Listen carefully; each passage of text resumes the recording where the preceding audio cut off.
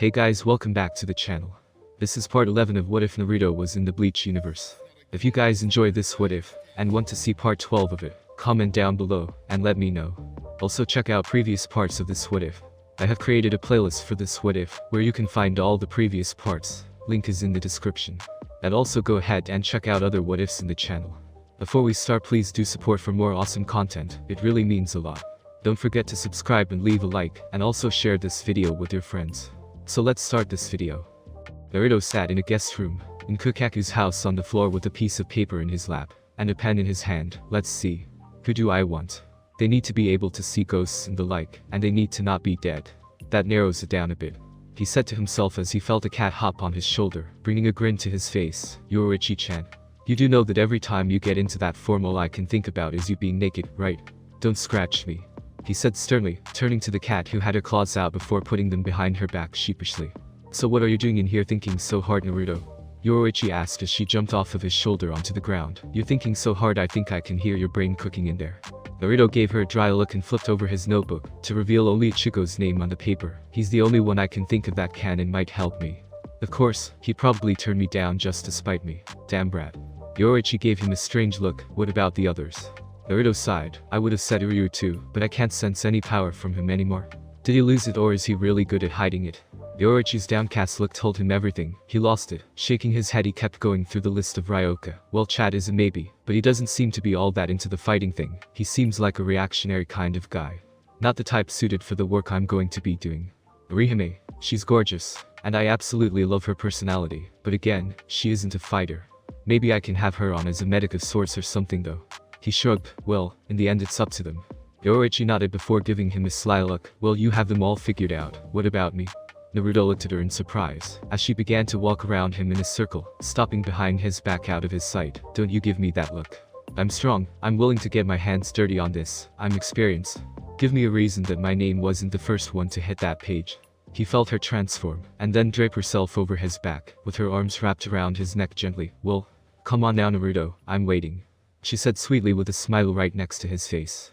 Naruto's eye twitched as he could feel every curve on her body press up against him. Kami, I wish you wouldn't tease me like this, Yoruichi-chan. It's so not fair.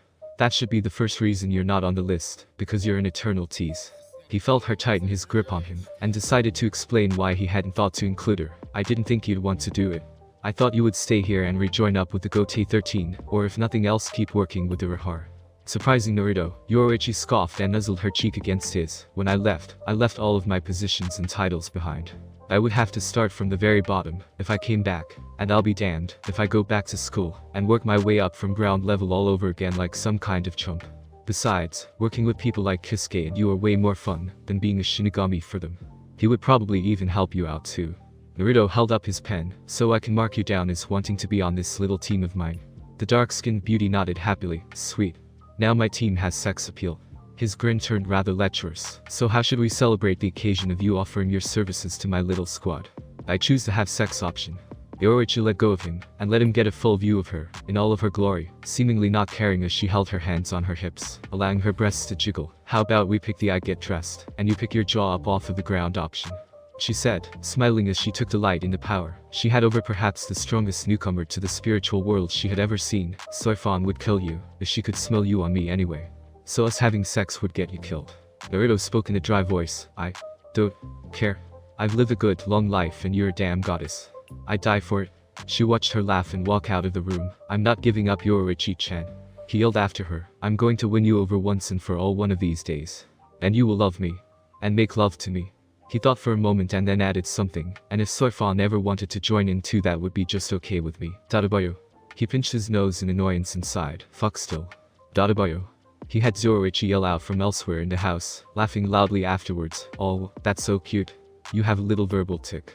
Kukaku. Guess what Naruto says from time to time, when he gets worked up? I don't know, he heard the lady of the house respond before Yoruichi whispered to her, as if it mattered at this point. Kukaku broke down in laughter. Dadabayo. Are you serious? I thought it might have been something cool. Does it even mean anything? Okay, Naruto said, standing up and placing his list in a ceiling scroll with his other possessions. That's enough making fun of me. It's time to go somewhere where I can get some respect around here. He threw his sage coat on and left the house, having to pass by the two raucously laughing women that saw him and laughed harder. Hearing them call for Ganju was the last straw as he kicked it into high gear from then on out. Serite, 12th Division Headquarters, Shinigami Research and Development Institute. Naruto arrived and Mayuri seemingly noticed the second he stepped onto the division grounds, because within 15 minutes of walking through the gates he found himself inside the Research Institute, in a small room sitting on a medical table as a man with brown spiky hair, a few small horns in his forehead, and a lab coat over his Shinigami uniform checked something off on a clipboard. Alright Uzumaki-san. In just a moment you'll be receiving your physical. Physical? Naruto repeated inquisitively. That was why he was there? Why in the hell would he go all the way there for a physical, when he didn't need, by the way, when there was a much more appealing option for a potential physical? I could have gone to Retsu-chan for a physical. She's hot. Why am I sitting here for a damn physical? I'm as healthy as a horse, an immortal horse. The man shrugged rather apologetically. You volunteered for this the other day, Uzumaki-san. Now the lieutenant will be here any moment to commence with the physical and primary experiments. If you need anything in the meantime, I'm Nakan. He bowed to Naruto and left the room, leaving the blonde to pout to himself. I can't believe this crap, he muttered to himself as he sat on the table with his arms crossed, looking around.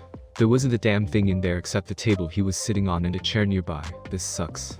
It's cold in here, and some weird lieutenant is going to come in here and poke at me. I hate trying to be helpful. She shut his eyes and tilted his head back to look at the ceiling when he heard the door open. Oi, alright, let's get this show on the road. Sorry to keep you waiting, Uzumaki-san. A delicate female voice said, getting Naruto to turn his neck down so fast he got a miniature head rush. He got an eyeful of a young woman with green eyes, and black hair pulled into a braid going down her back, with two bangs framing both sides of her face, a face that had a rather melancholic look on it. Her Shinigami outfit had rather loose sleeves, and came up far shorter on her legs than any other he had seen before. She had on white fingerless gloves as well. Shall we begin? Naruto blinked and looked around her, trying to see if there was anyone else that was to come in. You're the lieutenant I'm supposed to have been waiting on. She nodded and bowed to him. Yes, I am Kurasuchi Nemu. Kurasuchi Taicho's daughter and lieutenant of the 12th Division, as well as vice president of the Shinigami Research and Development Institute. It is a pleasure to meet you. Naruto smiled at her and extended a hand. Same here. I'm Uzumaki Naruto, so what am I here for, Nemu-chan? She seemed rather sweet. If he had a tail he swore it would have been wagging at this point. She looked at his hand and then back to his face, her expression never changing. What's wrong? Nemu shook her head as she looked over a clipboard. Nothing is wrong, Uzumaki-san. Why do you ask? Naruto blinked and retracted his hand. Well, most people would have shaken my hand or something.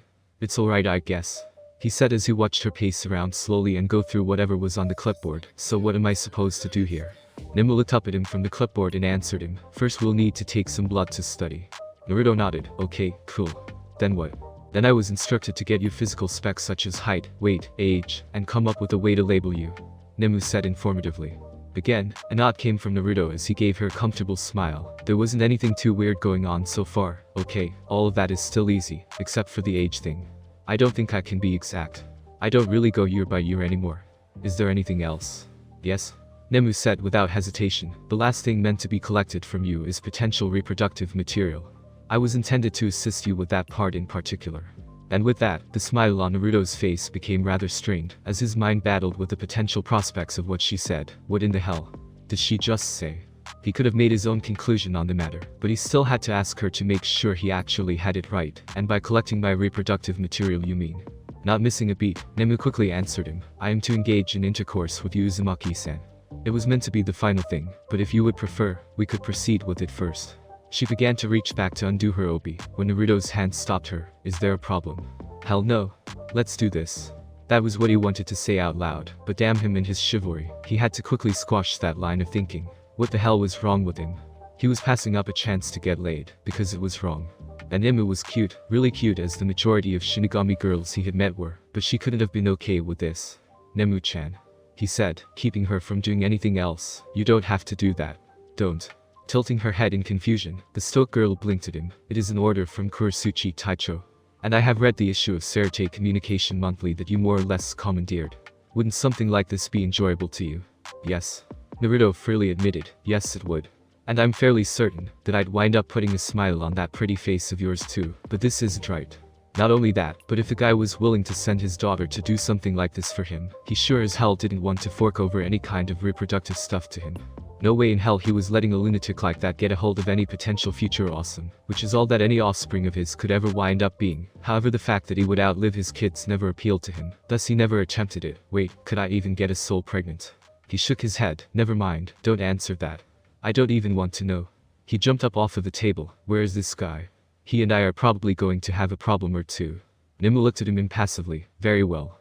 If you wish to see the captain, then follow me, Uzumaki-san, she said before exiting the room. Wait. Naruto shouted after her as he pulled on his pants. Let me get redressed first. I'm not walking around here naked. Hey. It didn't take him too long to get his shirt and shoes on, allowing him to chase after her, while he threw his sage coat back on. He quickly caught up and fell into step with her, as she led him to where that weird-looking captain he volunteered to do this for was stationed. Why does she look so detached all of the time? I don't think I can get a smile out of this girl, he thought to himself as they walked through the halls of the facility. Whoa, what are those? Naruto asked as they passed by a lab with a multitude of bodies that had the appearance of humans that had stopped being created at the muscle layer. Freaky. Nemu noticed what he was looking at and answered him. Those are Gigai. They're how Shinigami conduct long-term missions in the world of the living. After a Shinigami hosts one, it takes on their appearance and can be seen by humans in the living world. She motioned to the lab they were passing. We designed them here.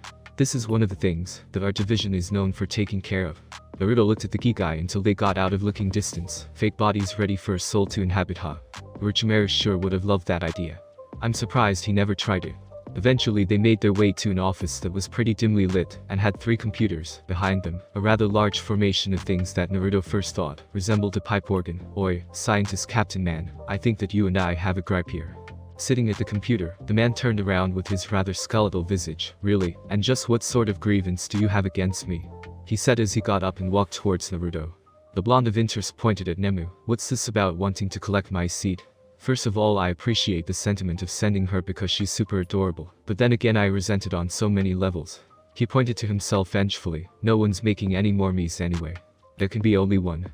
I see, Mayuri said in a rather disappointed voice. Well, I had intended to be nice about it, and use one of your offspring as a test subject instead of you yourself. Collecting the blood and other things from you were just means of a control for the eventual experimentation. But you say that there can be only one, so I'll have to experiment on you then, he said, not really as a threat, but as if it was already done. Naruto backed away a few steps. Yeah, about that. I'm not really too stoked about being stuck in some kind of observation cell being prodded and stuff, so how about we don't experiment on me, and I don't blow this place to smithereens trying to escape. He then pulled on his own cheeks. Besides, there isn't too much special about me when it comes down to it. I'm a human. A human that claims to be immortal, and has a rather high level of strange power. Mayuri corrected for him, getting him to step back a bit further, ready to bolt for the hills, when the mad scientist turned towards Nemu. You weren't supposed to tell him that you were intending to do such a thing to him, you useless creature. He raised his hand and released a backhand slap. However, before it hit her, she disappeared in a puff of smoke, and a chair fell to the ground in her place. Don't do that. Naruto growled out lowly, holding Nemu to his side before letting her go. What the hell was that all about? You don't just hit girls, especially girls that are supposed to be your daughter, you bastard. Mayuri's ever-present grin never left his face as he responded. Nemu is my daughter. Yes, my artificially created daughter. She can take a lot more damage than a simple tap like the one I was planning to give her. And I don't see how your opinion would matter, seeing as how test subjects usually don't get an opinion on anything. Naruto ran a hand through his hair. If you lay a hand on me or you hit her in my presence again, I'm taking the hand that you used right off of your body. Then you can study exactly how I kick your ass. We can run a test on that if you want to, he threatened. Having known that Naruto had been fighting on more than even grounds with Captain Commander Yamamoto during the turmoil in the Serite, and having come out relatively unscathed in the process, Mayuri knew that Naruto was both willing to fight him here, and more than capable of tearing the place apart if he tried to simply grab him and capture him for study. He had just recently recovered from what had happened with the Quincy boy that had fought him and forced him to retreat, and his body wasn't fully in condition for combat yet. He also didn't know enough about Naruto and his fighting ability to aptly go into combat with him. No, a fight here would cause too much damage in his laboratory, and would destroy too much research. For the moment he would just have to let Naruto's insolence slide. After all, he said he was immortal. That meant that he had all the time in the world to find some way to study the man, learn something about how he fought, and then he would capture him, and learn just what made him tick. And from the way Naruto had sprung to his daughter's defense, he figured he had a rather decent way to get some of this information on him. Mayuri stiffly nodded to Naruto, who had not taken his eyes off of him, as he let his Ryatsu start to leak out at the scientist's silence. Naruto let the pressure ease up as he accepted this for the time being. Turning to Nemu, he tried to give her a reassuring smile. If you ever need some help or if you want to talk about something, Nemu-chan, just see if you can find me. I'm always willing to help certain people out. Hook, line, and sinker.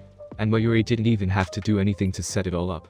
As Naruto began walking away out of the building back through the halls, Mayuri called for Nemu. Nemu, it seems like I'll have a use for you after all. I want you to go rather close to Uzumaki and find out how he goes about doing anything, everything, find out anything that you can. This is your new mission. Nemu simply nodded wordlessly, stretching the grin on Mayuri's face further. 11th Division Headquarters. Dojo Room. Naruto was seated in the lotus position in the middle of the room, his shoes and sage coat off as he sat with his eyes closed. They finally snapped open as the members of the division that were present all sat in a single file line in front of him at a far wall. After his little trip to the 12th Division, Naruto was in something of a foul mood, and decided that, if he was going to vent it might, as well have been on a group of people who wanted to do nothing but fight anyway. He stood straight up and pointed at the group of men, picking out 3 of them, you, and you. All of you get up and take me on.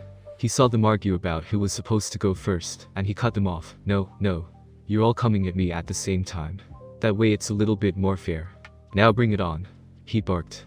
We only fight one-on-one in this division. One of the chosen Shinigami yelled out to him, any other way would be dishonorable to us. Fine then, tough guy.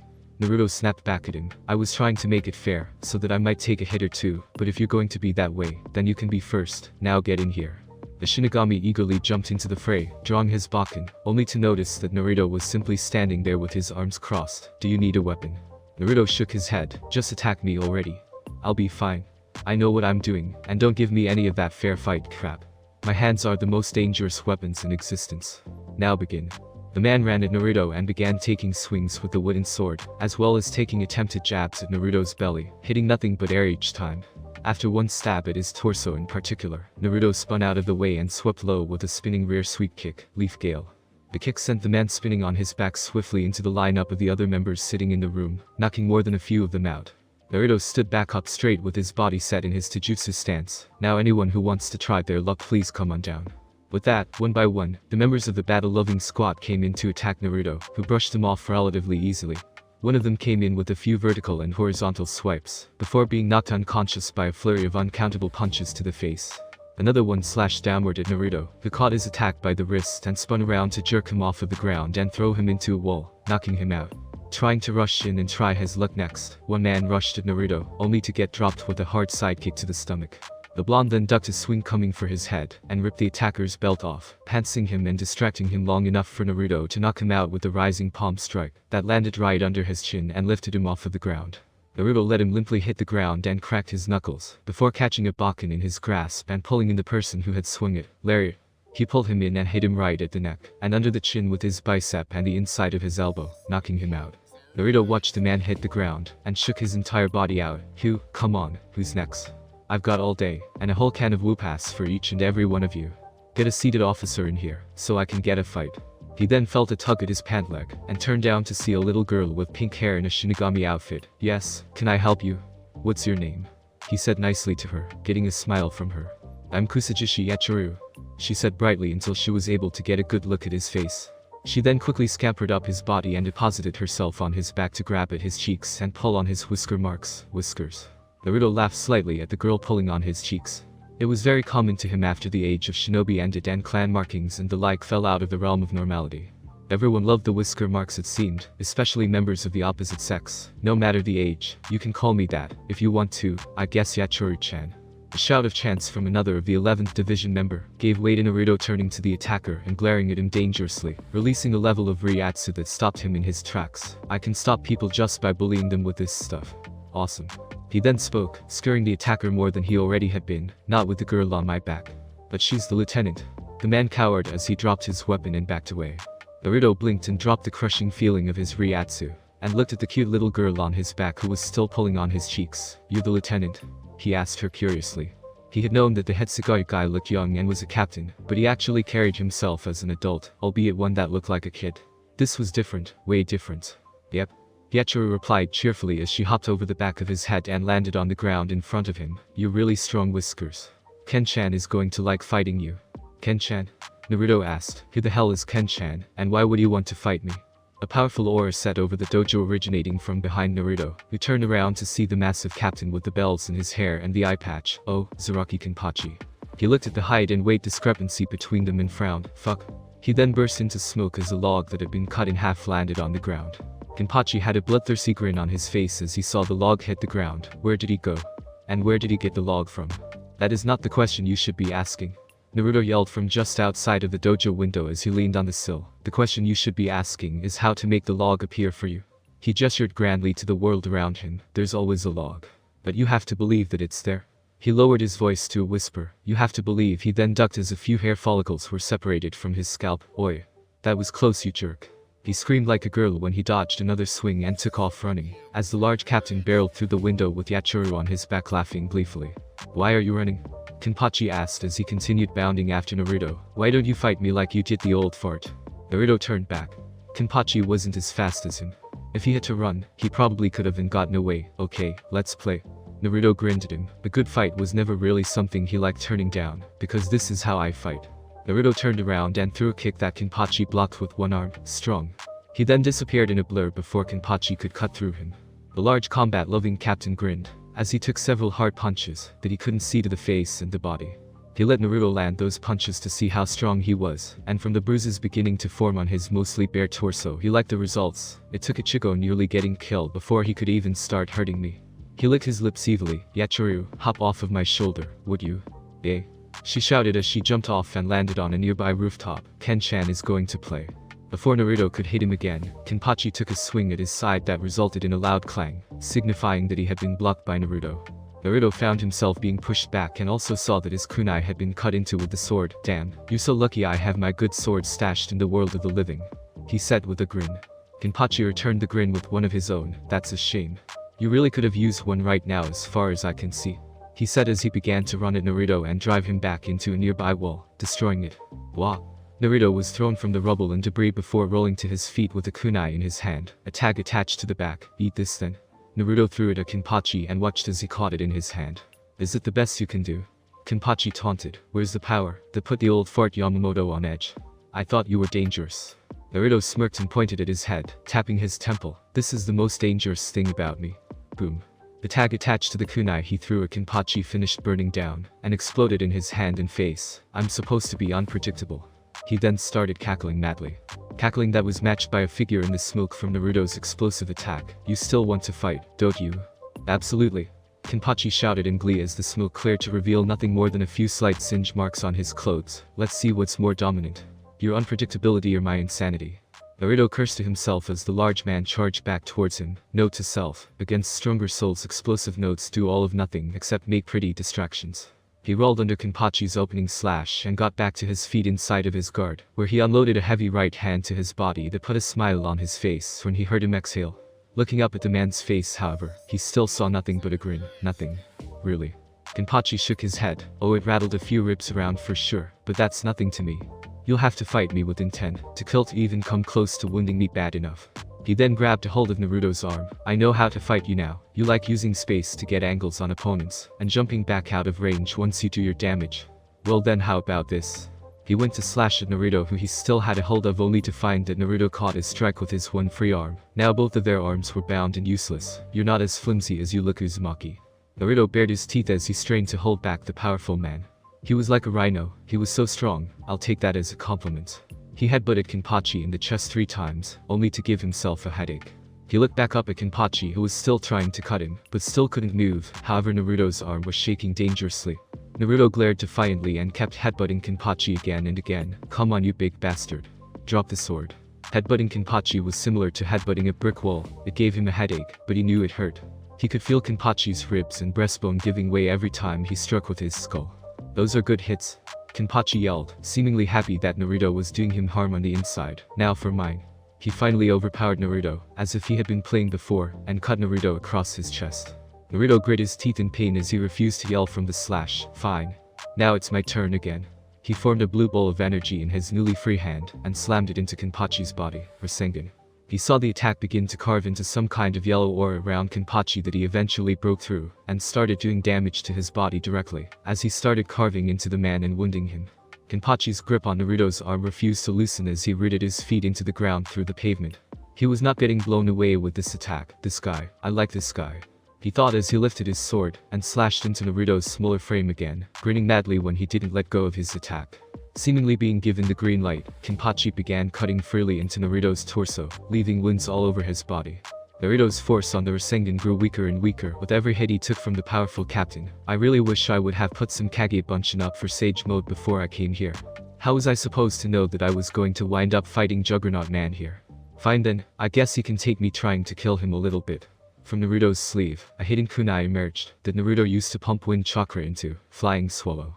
Naruto slashed a Kenpachi with the blade and cut his sword arm, before using the weapon to stab into the arm that had the hold on him, forcing him to let go, finally allowing Naruto to get away.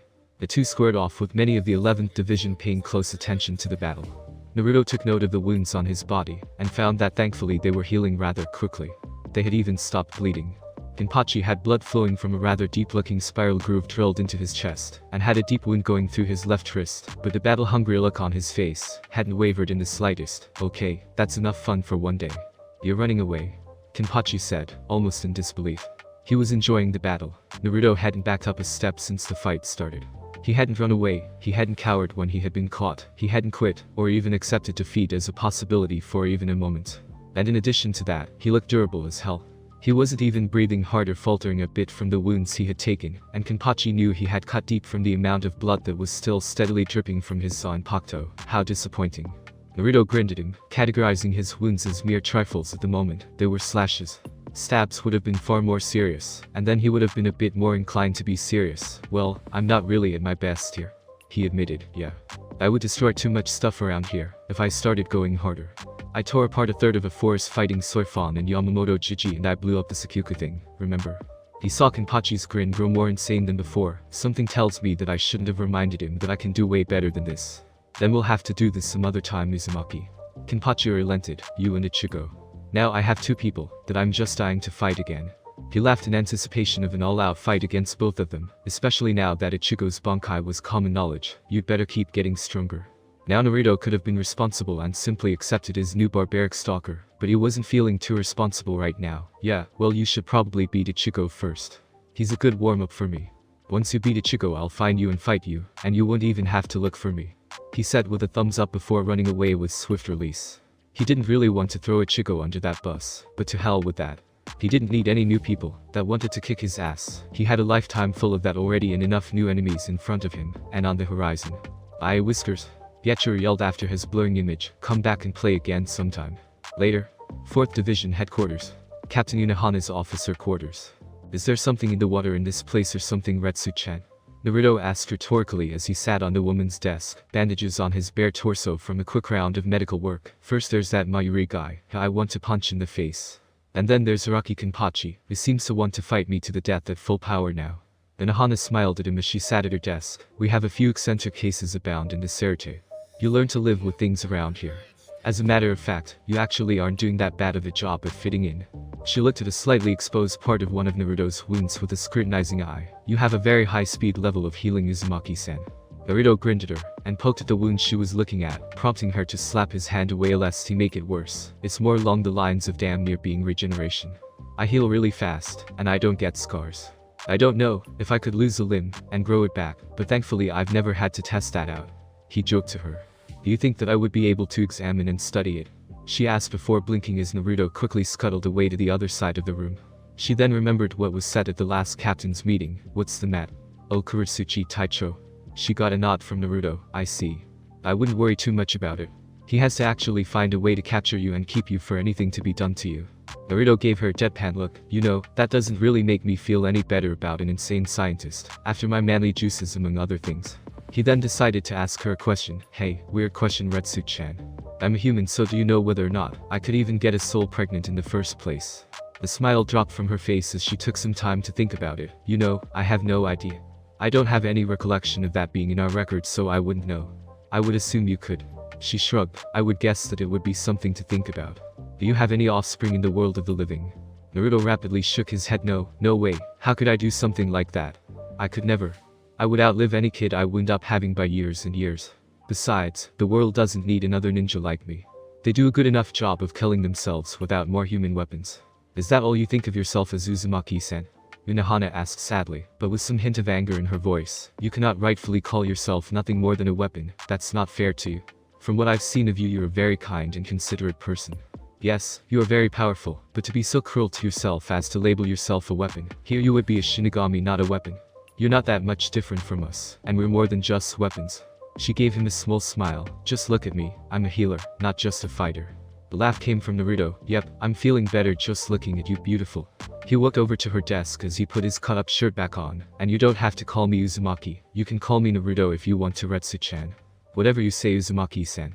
Unohana said pleasantly, but letting him know that she wasn't about to get that familiar yet, bringing fake tears to his eyes. However, do you think that you're really ready to leave the HQ yet? Your wounds are still rather fresh, she said with a slight threatening tone. Naruto smirked and pulled his shirt up, patting his bandages. Retsu-chan, I'm probably the easiest patient you're ever going to have. It takes an obscene amount of punishment to actually kill me, and I'll heal from pretty much anything that can be thrown at me in a single day at the longest. He pulled his shirt back down. I'd be surprised if these little baby scratches lasted the rest of the night without finishing healing up, but thank you for being worried about me. He grabbed his sage coat and threw it over his shoulder. I wish I could wash this right now though. I don't like having a bloody jacket. Standing up and extending her hand to take it from him, Unohana surprised Naruto with her following proactive comment. I could always have my division wash it for you, and return it if you'd like. It's no problem since they will be washing loads of things anyway.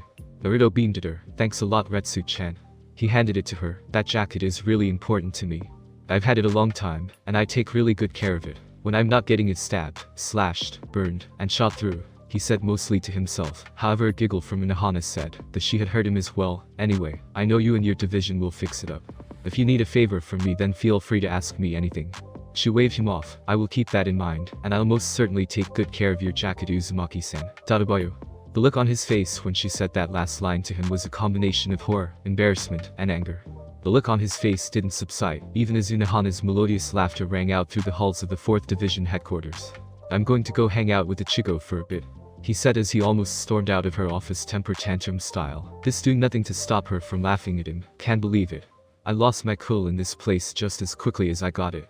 He grumbled to himself, the Shinigami in the halls giving him a wide berth, as they could feel the ill intent rolling off of him. Oh, come back, Uzumaki-kun. Unohana said in between her bouts of laughter. It's okay, I think it's rather cute. That evening, 2nd Division headquarters. Soifan's officer quarters. Soifan sat in the middle of a rather vacant room that she used to practice the motions of her Hakuta, and to meditate as she was currently partaking in the latter.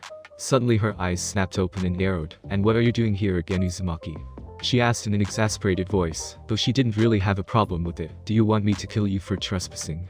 Come on now, Soifan, Naruto said as he suddenly appeared from his camouflage jutsu, standing against the wall of the room with his arms crossed as he smiled at her. I've done stuff way worse than just drop in to say hi for you to want to kill me for this. He walked over and sat down in a similar manner right next to her. So how was your day, oh captain, my captain? It was fine, she sighed out in a bored manner as she shut her eyes, and pretended to be trying to get back into a meditative trance. The attitude she exuded was one that projected that Naruto was annoying her, but the truth was that she didn't mind his company whatsoever. She knew he was actually skilled and not really so goofy when the times required it, and it was actually nice to have someone that actually wanted to talk to her from time to time. The fact that he almost never took it personally when she pulled her Zanpakuto on him either was a plus as well. But I've heard that you've been making a little ruckus with the 11th Division. Naruto frowned as he followed suit with Soifan and shut his eyes to fate, trying to achieve a trance. He was simply sitting like this in case she legitimately wanted to meditate, and he was disturbing her. So you heard about that, huh? Kami, that Zaraki Kenpachi is kind of crazy, isn't he? He wants to fight me at full power. I want to fight you at full power as well, Soifan admitted, cracking an eye to give a rather shocked Naruto a stern glance. I will not accept the results of our battle as the extent of the conflict. I didn't lose, you didn't beat me. She stopped his reply by opening both of her eyes. I will admit that you were more powerful than me when we fought, but that won't be the end of the issue.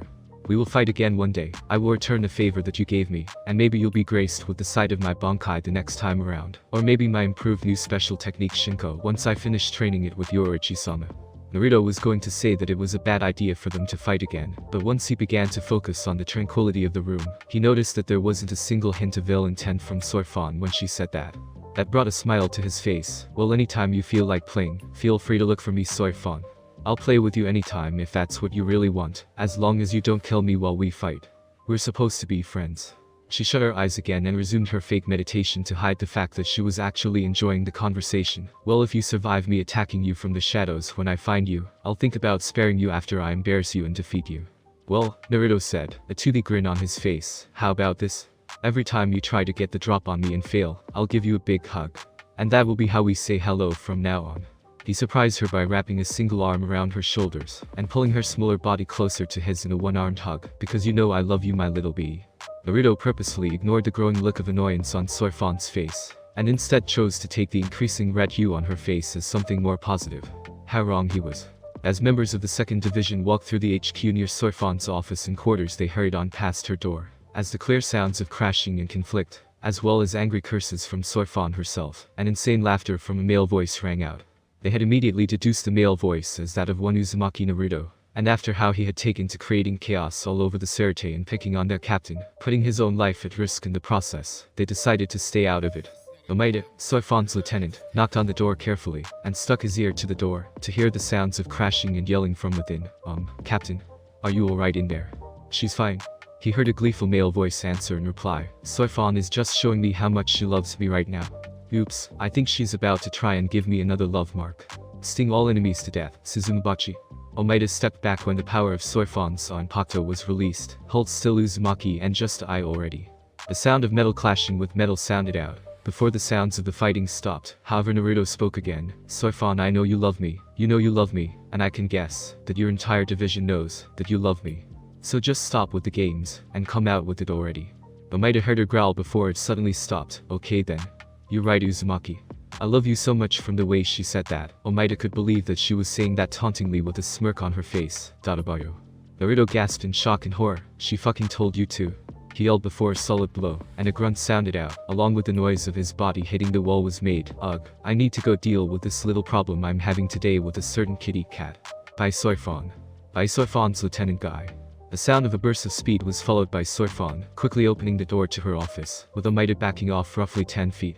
She gave him a glance before walking down the hall with the Shikai of her Zanpakuto still active. I'm going for a short exercise run. I should be back before midnight, Omaida. You're in charge until I return. He said before she vanished in a burst of her flash steps. Got it, Captain. He stared at where she had been before scratching his head and picking his nose. Maybe that Uzumaki guy is right. I've never seen her so fired up for anything. The next day, Naruto never thought he would actually have wanted Yoruichi to stay away from him. If he had told himself that on the day he had met her, then he would have slapped the taste out of his own mouth. However, today was far from fun for him to be around Yoruichi. So Naruto, are you going to get into any more fights before we leave today? Dadabayo. The dark-skinned goddess asked him with a humored smile on her face. All Naruto wanted to do was shut her up, somehow. But he couldn't catch her to make her shut up. Stupid flash steps, why does she have to be faster than him? Yoruichi-chan, Naruto whined pitifully, please stop talking about that. I almost never say that anymore. Only when I'm pissed off or get really worked up somehow. This brought a smirk to her face as she sidled up to him and bumped him with her hip. Oh, so thinking about me got you all worked up now, did it? They were walking towards the former site of the Sakyoku to be taken back to the living realm, after Naruto had gratefully collected his sage coat from Inohana at the 4th Division HQ. What about me could possibly get you flustered? Naruto grinned at her. I could start listing things, but the first half dozen things I described would be parts of your anatomy. He then frowned. Did you have to tell everyone about the Dadabayo thing though? I would have been taken way more seriously around here, if you had managed to keep that little piece of information to yourself. I mean, even Retsu-chan laughed at me. Not with me, at me. She'll never think I'm cool, but she thinks of that word every time she thinks of me. Yoruichi kept the look of a cat who just swallowed the canary around him, and he relented. Oh, who am I kidding? I can't stay mad at that face. You're so sexy. I already knew that, Naruto. Yoruichi said matter-of-factly, before she reached somewhere on her person, and handed him a note. This is from Yamamoto Satecho. I don't know how he kept finding me to give me these things, when he could have just found you. You weren't that hard to pin down in one place, were you? Naruto just took the note with a sly smirk, getting her to palm her face. Never mind, you probably were. She noticed his face turn thoughtful. What's the matter? Naruto pocketed the note. Well, Yamamoto Chichi wants me coming back here regularly with updates on how my team is going, so I'm probably going to be working very hard a lot more these days, since he has the only spirit exchanger in the world of the living that I know about. He then blinked and gave her another look of contemplation. Do you think he'd want to be on the team, or do you just think he'd rather yank favors out of me unofficially? Yoruichi rubbed her chin and thought, probably the second one, just to mess with you, even if he did want to join. Did the note say anything else? Naruto nodded. He's going to accept my request. I'm going right into Hueco Mundo when they all figure out Aizen's location. Yoruichi raised an eyebrow. This concerned her extensively. She had to say, what about a way to get back? Don't need one. He answered quickly before a sharp blow to the back of his head forced him to cover up and crouch down. Ow. Why would you hit me? What did I say now? Yoruichi kicked him in the side and pushed him over onto the ground. You are not going into Hueco Mundo just like that because you're angry at Aizen. Do you think you're the only one that wants to get a shot at him? She pressed her foot on him when he tried getting up off of the ground. Even if you could get there, you wouldn't be able to get yourself back. Can you open a garganta? What's a garganta? He asked, getting her to press harder on his chest in response. Ow. What? That was a legit question. She nodded and spoke. That's the point exactly. You're strong. You're really strong, but Aizen is too, and he knows more about the situation than you do. Why do you want to fight him so badly anyway? You weren't even manipulated the way the rest of us were by him. I can see that someone like him is the lowest of the low. Naruto said seriously. From that little interaction I had with him, I could tell that he's the kind of guy to turn existence into his own little chessboard.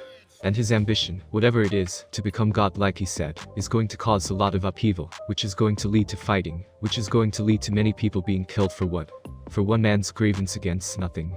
He rubbed Yoruichi's leg gently to try and calm her, before removing it from his chest. I don't know what he did to make you so angry, because you seem madder than just for him escaping from here, but he's obviously been playing too many sides against another.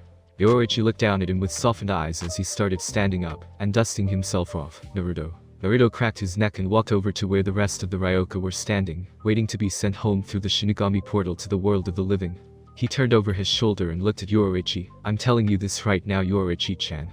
When I was young, I was too weak to stop things like what this Aizen guy wants to do before too much damage was done, and even now there's a chance that I can't put this guy down, but you know what?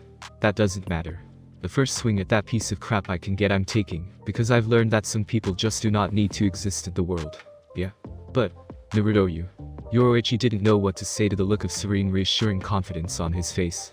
On the desolate, windy terrain of Sakuku Hill, Naruto looked like some kind of superhero, as his open jacket blew in the wind, along with his golden locks. All she found herself able to do was to smile back at him. I don't know what you're going to do, I don't know how you're going to do it, but you know that you have my support. Besides, I owe you one insane, utterly suicidal trip to somewhere I'm not guaranteed to return from anyway. Naruto's grin finally resurfaced as he grabbed her hand and walked with her to the unopened portal where the others were waiting. That's the spirit. Besides, wherever that Hueco Mundo place is, you and I can just pretend that it's a romantic getaway or something. You're so stupid, Yoruichi thought to herself, tightening her grip on his hand. Stupid, but for some reason I really like it. And you're going to need my help, because if anyone knows things about the Soul Society, that someone in your position will need to know, it's going to be me. As she looked over at him, she couldn't help but wonder, why was the sun hitting him like that, and making him look so powerful? Was she losing her mind, or was it just that nature response to me thing he told her about before? You're going to need my help, and I think I'm going to be more than happy to give it to you. She smiled as they finally got over to the others. Ukitake, who was there with Rukia to open the portal, handed Ichigo some strange pendant. Yoruichi knew exactly what it was and could only laugh to herself, as it seemed that Yamamoto wanted to believe in Ichigo as well. Now everyone, how about we all go home? 1st Division Headquarters, Captain Yamamoto's officer quarters. Sasuke Chojuro, Yamamoto's lieutenant, a man that appeared to be middle-aged with short, silver hair, looked at the aged leader of all Shinigami forces. Do you really think it was wise to give the Kurosaki boy free rein to be a proper substitute Shinigami? Or so to allow the Uzumaki to form his own group in the world of the living? Yamamoto took his underling skepticism about his decisions on Naruto and Ichigo without any offense intended. He understood that he was simply worried of the consequences of doing so. We have become predictable, Chojuro. The older man admitted. This allowed Aizen to play us against one another, and take advantage of the Soul Society's chaos generated by our lack of ability to bend and change with the situation and work his schemes without our knowledge to the wiser. He stroked his rather long beard. I have a feeling that the decisions I have made on those two will provide the perfect wild cards that we need to weather this coming storm. Thanks for listening. I do hope you enjoyed. If you want a next part of this video, like, subscribe, and comment down below, and turn on that bell notification. And also check out the other videos that I have created and enjoy. See you in the next video. Peace.